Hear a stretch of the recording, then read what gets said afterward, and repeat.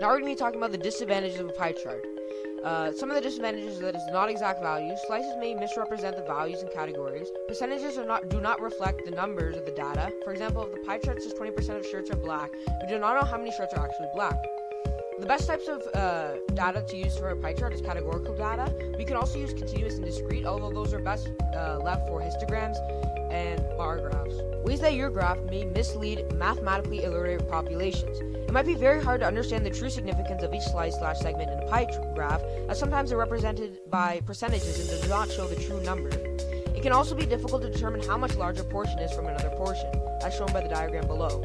Additionally, comparing data on pie graphs is generally much harder than something like a bar chart, because the total amount of the data set can be different from each graph. Pie charts normally use small amounts of data, thus large amounts of data can also be confusing, as it may be too much information. Now, let's talk about some critical thinking questions. In this question, we have to find the value of x. Then, we have to find if 20 shirts were red or black, how many shirts were there in total. The solution for number 1 is the value of x is 23%, which we get by doing 100% minus all the other ones. Now we're getting the real question. So the solution for this is we know that red or black has to be 20. Then we know that there cannot be anything like half of a shirt. So there cannot be any decimal places of shirts. Then we do a ratio of 20 to 10 or 20 to 25 because every percent has to be at a ratio of how many shirts they are.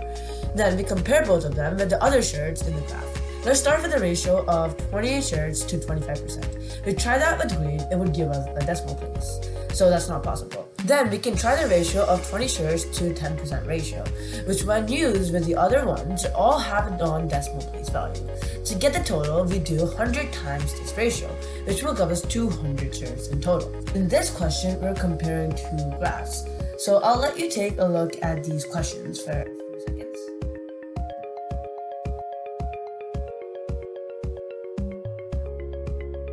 The answer is almost the exact same as the last question, as all we have to do is 36,000 divided by 360, which is 100 people per degree. Then multiply that to 195, which will get you 19,500 people. Firstly, as soon as you look at this graph, you think that Germany's tourist population increased, but it did not. In the 2022 graph, Germany's tourist population was 3,500. In 2016, the ratio was 100 for every degree, so 100 times 42 is 4,200.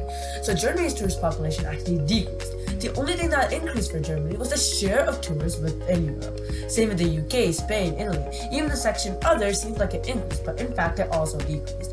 This is likely the cause of the pandemic. Thank you for listening to our presentation. Created using Powtoon.